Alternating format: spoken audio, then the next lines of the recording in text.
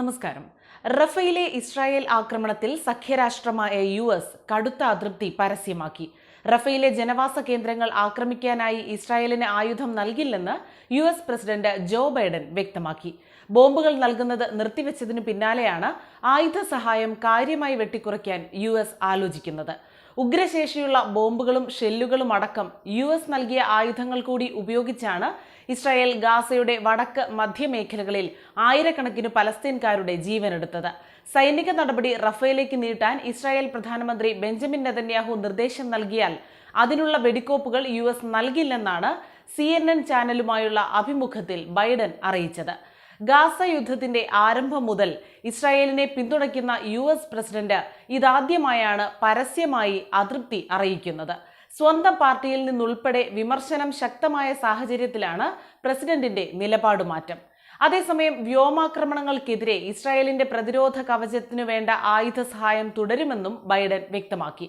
ഇസ്രായേലിന്റെ സുരക്ഷ അപകടത്തിലാക്കിയുള്ള കൈയൊഴിയലല്ല, മറിച്ച് ജനങ്ങളെ ആക്രമിക്കാനുള്ള നീക്കത്തിന് കൂട്ടുനിൽക്കാതെ പിന്മാറുകയാണ് US ചെയ്യുന്നത്. ഇതേസമയം US-ൽ നിന്നുള്ള ആയുധങ്ങൾ മുടങ്ങുന്നത് ഹമാസിനെ തകർക്കാനുള്ള ദൗത്യത്തെ സാരമായി ബാധിക്കുമെന്ന് UN-ലെ ഇസ്രായേൽ അംബാസഡർ ഗിലാദ് എർദാൻ പറഞ്ഞു. തെക്കൻ ഗാസയിൽ ഈജിപ്തിനോട് ചേർന്ന് കിടക്കുന്ന പട്ടണമായ റഫയിൽ അതിർത്തി കവാടം ഇസ്രായേൽ സൈന്യം പിടിച്ചതോടെ ജനം മധ്യ ഗാസയിലേക്ക് പലായനം തുടരുകയാണ്. ഇതുവരെ 8,000-ഓളം പലസ്തീൻകാർ റഫ വിട്ടു.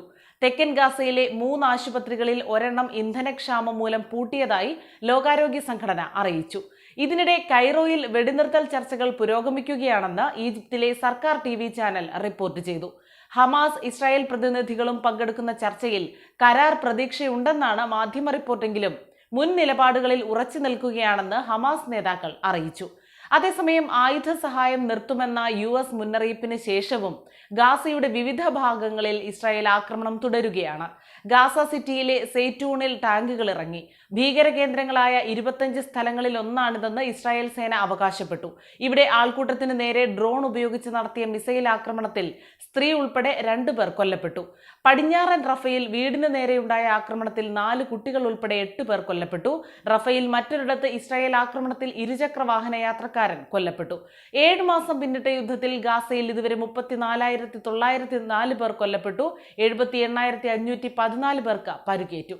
അതേസമയം ഇറാൻ പിടിച്ചെടുത്ത MSC ഏരീസ് കപ്പലിലെ 5 ഇന്ത്യക്കാർ ഉൾപ്പെടെ 7 പേർക്ക് കൂടി മോചനം. വൈകുന്നേരത്തോടെ ഇവർ ഇറാനിൽ നിന്ന് പുറപ്പെട്ടു. മോചന വാർത്ത ഇറാനിലെ ഇന്ത്യൻ എംബസി സ്ഥിരീകരിച്ചു. ഇന്ത്യക്കാർക്ക് പുറമെ ഓരോ ഫിലിപ്പീൻസ്, എസ്തോണിയ സ്വദേശികളെയാണ് മോചിപ്പിച്ചത്. അതേസമയം കപ്പലിലെ ജീവനക്കാരിൽ 17 പേരെ ഇപ്പോഴും ബന്ദികളാക്കിയിരിക്കുകയാണ്. ഏപ്രിൽ 13-നാണ് ഹോർമുസ് കടലിടുക്കിന് സമീപത്ത് വെച്ച് ഇസ്രായേൽ ബന്ധമുള്ള MSC ഏരീസ് എന്ന ചരക്കു കപ്പൽ ഇറാൻ പിടിച്ചെടുക്കുന്നത്. 17 ഇന്ത്യക്കാരടക്കം 25 ക്രൂ അംഗങ്ങളാണ് കപ്പലിൽ ഉണ്ടായിരുന്നത്. സമുദ്ര നിയമങ്ങൾ ലംഘിച്ചതിനെ തുടർന്നാണ് കപ്പൽ പിടികൂടിയതെന്നാണ് ഇറാൻ വിശദീകരിച്ചത്. ഡമാസ്കസിലെ കോൺസുലേറ്റിന് നേരെയുള്ള ഇസ്രായേൽ ആക്രമണത്തിനെതിരെ ഇറാൻ തിരിച്ചടിക്കുമെന്ന് പ്രഖ്യാപിച്ചതിന് പിറകെയാണ് കപ്പൽ പിടിച്ചെടുത്തത്.